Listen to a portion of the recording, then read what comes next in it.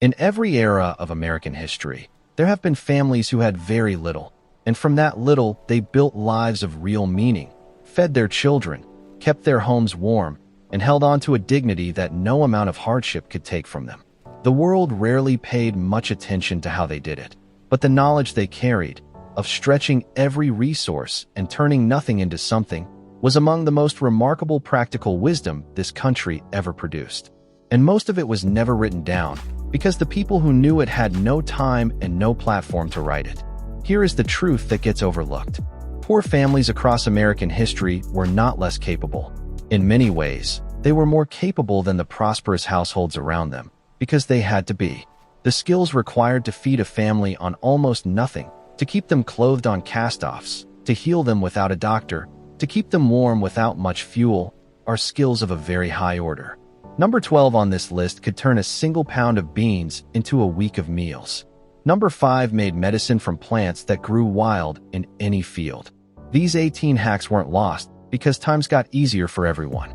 They were lost because the families that knew them often wanted to leave the memory of hard times behind, and they did not pass the knowledge on to children they hoped would never need it. Your ancestors who lived through real hardship were quietly heroic in ways the history books rarely mention. Before we start, hit subscribe, because this is the kind of knowledge that built families and built character. What you are about to learn worked, and it worked under conditions most of us can hardly imagine. Let us count down. Number 18. Stretching the staple foods. The poor family's diet rested on a handful of cheap staples: beans, rice, cornmeal, potatoes, flour, lard, and salt pork, and your great-grandmother knew 100 ways to turn them into varied, filling meals. From cornmeal alone came cornbread, mush, johnny cakes, hoe cakes, and dumplings. A pound of beans cooked with a piece of fatback and an onion fed a family for 2 days. The skill of building a satisfying meal from almost nothing was a daily art, and the knowledge of how to season, stretch, and present humble ingredients turned poverty cooking into a real cuisine. Number 17. Soup from bones, scraps, and trimmings. Nothing in the poor kitchen was wasted, and your great-grandmother turned every bone, scrap of meat, vegetable peel, and tough end into the stock pot, simmering them for hours into rich, nourishing broth. From that broth came soups and stews that fed many mouths from very little. The bone broth itself was a food, drunk hot from a mug on cold mornings, full of the nutrition that boiled out of the bones. This single skill, making soup from what others discarded, fed countless families through hard times. Number 16. The garden in any available patch. First pattern break. Even a family with no land of its own could often find a small patch to garden, and your great-grandmother coaxed remarkable yields from tiny plots and poor soil. She planted intensively, saved her own seed, used every scrap of compost, and watered with whatever she could carry. A small garden in a back lot, in window boxes, in any sunny corner, produced the fresh vegetables that turned a starchy diet into something healthy. The skill of gardening small and gardening hard was a quiet superpower of the poor household. Number 15. Keeping a few chickens or rabbits. Where it was permitted, even the poorest urban or rural family kept a few chickens or rabbits, and these small animals produced eggs and meat from kitchen scraps and yard forage that would otherwise have gone to waste. Your great-grandmother fed her hens on the peelings and leavings of the kitchen, and they gave her eggs in return. A few rabbits in a backyard hutch produced meat on a regular schedule from cheap feed. This protein, produced from waste, was a critical addition to a diet that otherwise had very little of it. Number 14. Fishing and foraging the free food. The poor family ate what the surrounding land and water freely offered. Your great-grandfather and the children fished the rivers and ponds, and your great-grandmother gathered wild greens, berries, nuts, and edible plants from the fields and woods.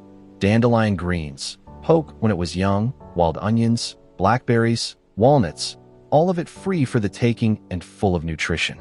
The knowledge of what to gather and when, passed down through families, turned the surrounding countryside into a grocery store that needed no money at all. Number 13. Flour sack and feed sack clothing. Second pattern break. The cotton sacks that held flour, feed, and sugar became the family's cloth, and your great-grandmother turned them into dresses, shirts, underwear, and curtains by washing out the printing and sewing them into whatever was needed. The companies eventually began printing the sacks in pretty patterns because they knew the women were using them this way, and a dress made from a feed sack in the right pattern was nothing to be ashamed of. The skill of recognizing useful material in what others called packaging and turning it into clothing was a quiet genius of the poor household. Number 12. Beans, bacon, and the slow pot. A pot of beans simmered slowly with a small piece of bacon, an onion, and some seasoning was the foundation of countless poor family meals across America. Your great-grandmother started a pot in the morning and let it cook all day on the back of the stove, and by evening she had food for the family and leftovers for tomorrow. Beans are inexpensive, filling, and surprisingly nutritious, and the knowledge of cooking them well, with the right seasonings and the right pace, fed working families and farm families for generations. A single dollar of beans was a week of meals. Number 11. Mending and remaking until nothing was left. With no money for anything new, your great-grandmother mended every garment until it was more patched than original, then turned the worn-out cloth into quilts, then into rags, then into stuffing for cushions. Nothing was thrown away while any use remained in it. The skill of repair was constant and demanding, the needle never idle in her hands during the evening, and her ability to keep a family clothed on almost no new fabric was a quiet daily miracle of patience and skill. Number 10. Quilts from scraps and rags. The warmth of the poor home came from quilts made by hand from the scraps of every worn-out garment, pieced together in patterns of beauty and meaning. Your great-grandmother saved every usable scrap of cloth and worked it into quilts that took countless hours and kept the family warm through the coldest winters. The quilting was often done in company, with other women gathered around a frame, and the quilts that came from those hands carried both practical warmth and a kind of art that came from the careful use of what others would have thrown out. Number 9. Soap made from the kitchen waste. Third pattern break. Soap to wash the family, the clothes, and the home was made from the fat saved from cooking and the lye leached from wood ashes, and your great-grandmother boiled them together in a great kettle to produce the soap that lasted the household for months. It cost nothing but the saving and the labor, and the knowledge of how to judge the lye and the fat to get good soap was a standard skill of the poor housewife. The same fat and ashes that other households threw out became the cleaning supplies that kept her family decent. Number 8. Heating with wood from anywhere. The poor family heated and cooked with whatever wood it could gather, and your great-grandfather and the children collected fallen branches, scrap lumber, and any burnable material they could find. They knew how to dry green wood, how to build a fire that burned slow and warm with little fuel, and how to bank the coals overnight to keep the kitchen warm until morning. The skill of getting maximum heat from minimum fuel was a daily art, and the family stayed warm on what others would have considered nothing. Number 7. The medicinal plants in the yard and the field. With a doctor out of reach for all but the worst emergencies, your great-grandmother kept the family well with the medicinal plants she gathered from the yard, the woods, and the field. Plantain for stings and splinters, elderberry for the winter cough, willow bark for fever, peppermint for the stomach, garlic for infection, all gathered free and prepared as teas, poultices, and tonics. The knowledge of these common plants was real medicine, passed down through generations of women who served as their family's only physicians. Number 6. The communal pot and shared meals. Among poor families and neighborhoods, food was often shared as a matter of course, and the family that had a little more this week gave to the one that had a little less, knowing the favor would be returned. Your great-grandmother brought a covered dish to a sick neighbor without thinking about it, and the same hospitality came back when her own family struggled. This informal sharing was the safety net that no government program could match, and it bound the community together in real, daily ways. Number 5. Tonics and home health rituals. The poor family's health rested on simple habits and home tonics, and your great-grandmother gave the children spring tonics of sassafras tea or molasses and sulfur, dosed coughs with honey and lemon, treated colds with onion poultices, and kept the household well through routines that cost almost nothing. Whether each remedy did exactly what tradition claimed, the careful attention to early signs of illness, the rest given when someone felt poorly, and the simple home care prevented many small problems from becoming large ones. Number 4. Saving every coin and every seed. Money came in small amounts and went out fast, and your great-grandmother kept the family's tiny cash on a tight leash, buying only what could not be made or grown, saving every coin against emergencies.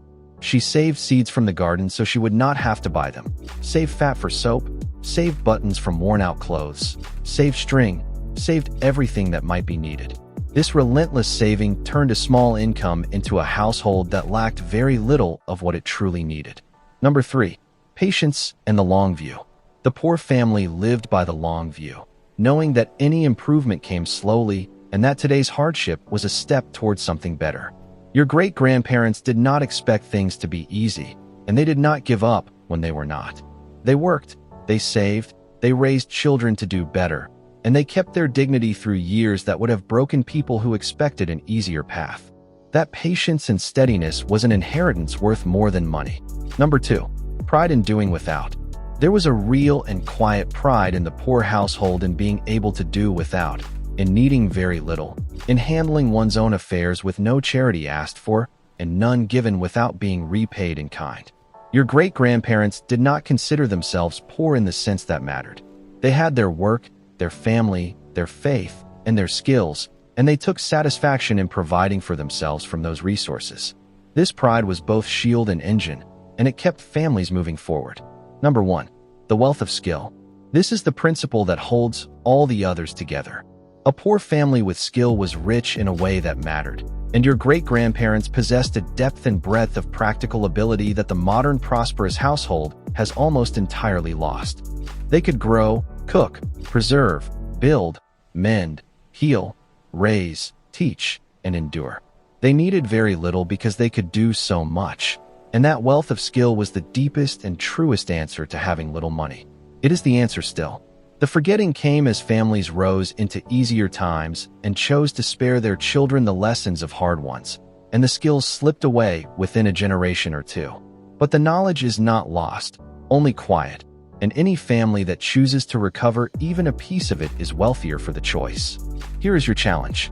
Pick one, just one. Cook a big pot of beans from scratch this week. Mend something instead of replacing it. Learn one wild plant that grows near you. Tell me in the comments which one you'll try, and tell me what your family came through, because somebody in your family tree knew every hack on this list. That knowledge did not die. It just went quiet. It is time to start listening again.